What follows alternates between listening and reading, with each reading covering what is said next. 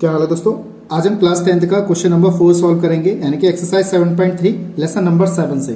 तो question number 4 हमारा क्या है वो देखिएगा जरा, और इसको जरा ध्यान से समझिएगा कि क्वेश्चन में क्या चीज पूछ रहा है और क्या चीज को कैसे हल करना है। ठीक है दोस्तों, तो हमारे पास जो है वो एक क्वेश्चन दे रखा है यहाँ पर 7.3 एक्सरसाइज का। वो कह रहा है उस चतुर्भुज का क्षेत्रफल ज्ञात कीजिए जिसके शीर्ष इस क्रम में, यानी कि इसी क्रम में दे रखे हैं -4, -2, -3, -5, 3, -2 और 2, 3 दे रखे हैं।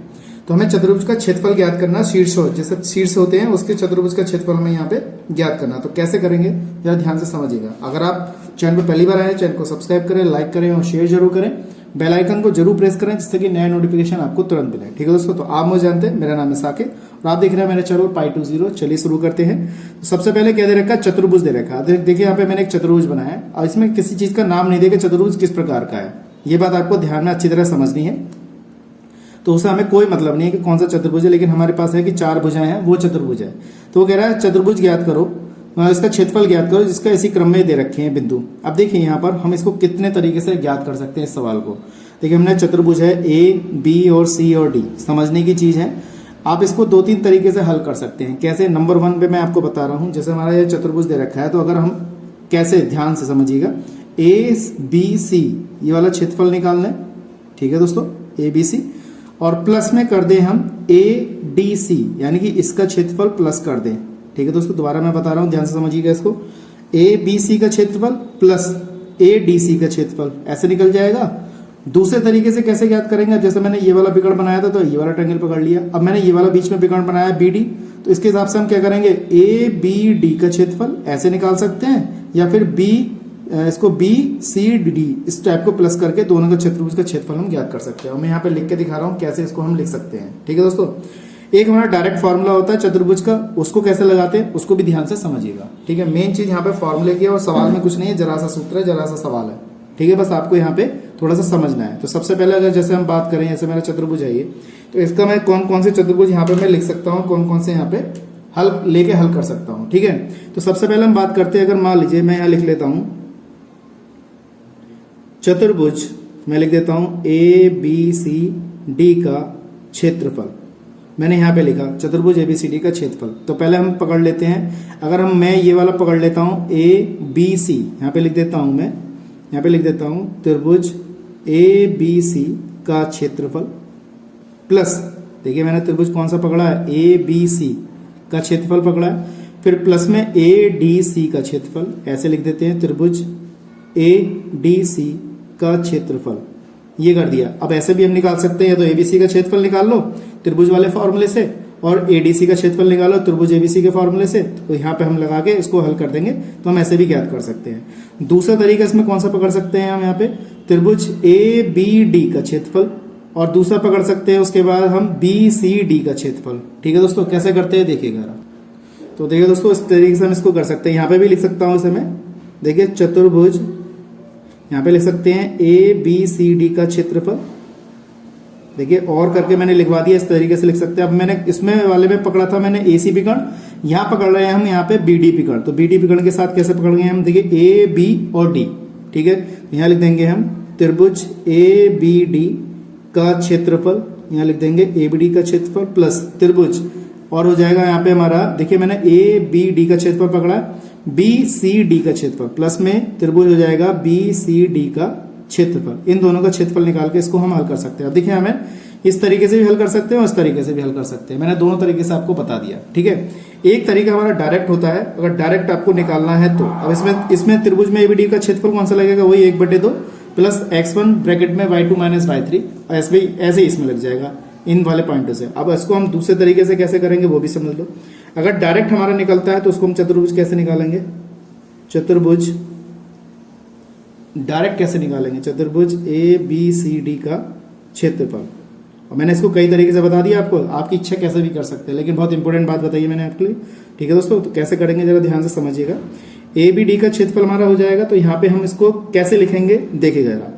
एक तो हमारा चतुर्भुज का क्षेत्रफल हो गया ये इस तरीके से। अब हम इसको हम लिख सकते हैं 1/2 x1 y2 प्लस का x2 y3 प्लस का x3 y4 प्लस का x4 y1। देखिए एक फॉर्मूला ये चतुर्भुज का डायरेक्ट। अगर हमें 4 बिंदु दे रखे हैं और डायरेक्ट हम इस सूत्र में लगा दें तो भी इसको हम हल कर सकते हैं। माइनस चिन्ह, बीच में माइनस चिन्ह आएगा ब्रैकेट में, y1 x2 y2 x3 plus का y3 x4 plus y4 x1। इस तरीके से हमने यहाँ पे इसको लिख दिया।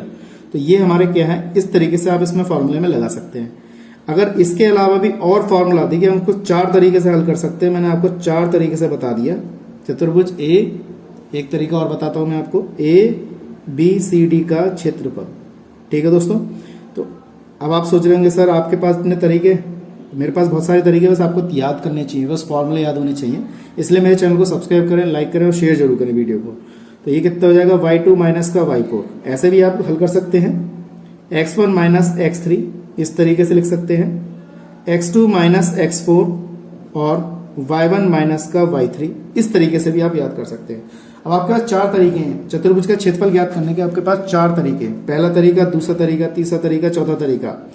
ऐसे तरीके से करेंगे थोड़ा सवाल बड़ा हो जाएगा, इससे भी थोड़ा बड़ा हो जाएगा, इससे भी थोड़ा बड़ा हो जाएगा, लेकिन इस तरीके से बहुत ही आसान होगा। कैसे करते हैं, इस वाले तरीके से मैं करके दिखा रहा हूं आपको कैसे करते हैं, जरा ध्यान से समझिएगा। अब हमारे पास बिंदु दे रखे हैं, तो बिंदु हमारे पास कौन कौन से दे रखे हैं, ये दे रखे हैं ABCD के। तो डायरेक्ट मैं बिंदु लिखता हूं यहाँ पर और हल करके दिखाता हूँ। तो बिंदु हमारे पास कौन कौन से हो जाएंगे और डायरेक्ट सूत्र में लगाएंगे हम। ठीक है दोस्तों, और डायरेक्ट सूत्र में लगा के ही इसको हम हल कर सकते हैं। बस सूत्र याद आपको याद होना चाहिए।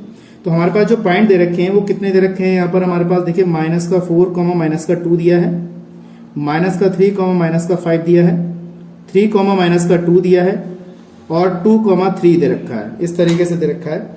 अब यहाँ पे हमारे पास ये x1 y1, x2 y2, x3 y3, x4 y4 इस तरीके से मैंने यहाँ पे मान लिया। बस आप डायरेक्ट इस सूत्र में लगा दो और आंसर आप ले लीजिए। यहाँ से देखिए हमने इसको लगाया 1/2। ध्यान से समझिएगा। देखिए यहाँ पे कितना 1/2 ये है। और y2 का मान हमारे पास कितना है, माइनस का 5 है। देखिए y2 का मान कितना है, माइनस का 5, ये y2 है। माइनस का y4 ये रहा, यानी कि माइनस का 3 हो गया। y4 का मान कितना आ गया, 3 आ गया। ब्रैकेट में x1 का मान हमारे पास कितना है, माइनस का 4 है। x1 का मान माइनस का 4 हो गया।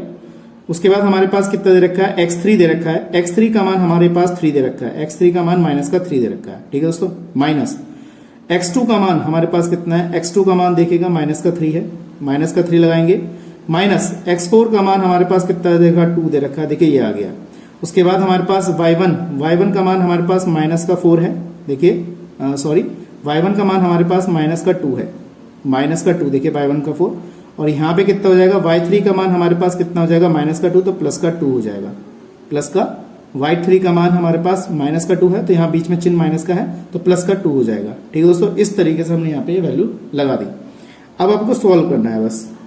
देखिए कितना हो जाएगा, माइनस के 8 हो जाएगा, इसके बीच में गुणा का चिन्ह है ऐसे, ये माइनस के 7 हो जाएगा, माइनस ये माइनस के कितना हमारा 5 हो जाएगा, और ये हमारा कितना आ जाएगा, 0 हो जाएगा। ये कट जाएगा प्लस माइनस का, तो हमारा ये कितना आ गया, 0 आ गया। ठीक है दोस्तों, अब हमारे पास कितना है, 1/2 है। माइनस माइनस क्या हो गया, प्लस 8 × 7, और ये क्या हो गया हमारे पास, 0 हो गया। ठीक है दोस्तों, अब इसके बाद हमारे पास 1/2, 8 7 56। देखिए 56 आ गया, और ये तो हमारा 0 हो गया। अब 2 से काट दो, 2 दूनी 4, 2 8 16। तो देखिए हमारे पास कितना आ गया, 28 वर्ग मात्रक। 28 वर्ग मात्रक हमारा क्या आ गया, इसका आंसर। तो मैं समझता हूँ आपको अच्छी तरह समझ में आ गया होगा। अगर कोई दिक्कत है तो कमेंट बॉक्स में जरूर बताइएगा, लेकिन कमेंट जरूर करिए जिससे कि हमें पता चले आपने हमारी वीडियो देखी और आपको कैसी लगी है। ठीक है दोस्तों, तो यहाँ पे मैंने देखिए आपको 4 तरीके बताए हैं, और मेन ये 4 तरीके आपको अच्छे तरीके से आने चाहिए। मैंने आपको 4 मेथड बता दिए, एक तो ये तरीका, ये वाला ट्रिक और ये वाला ट्रिक। ठीक है दोस्तों, इसके आधार पर हम इस आपको कैसे सॉल्व कर सकते हैं। ठीक, आज के लिए इतना ही। नेक्स्ट वीडियो मिलेंगे अगले क्वेश्चन के साथ, क्वेश्चन नंबर 5 के साथ। जय हिंद, वंदे मातरम।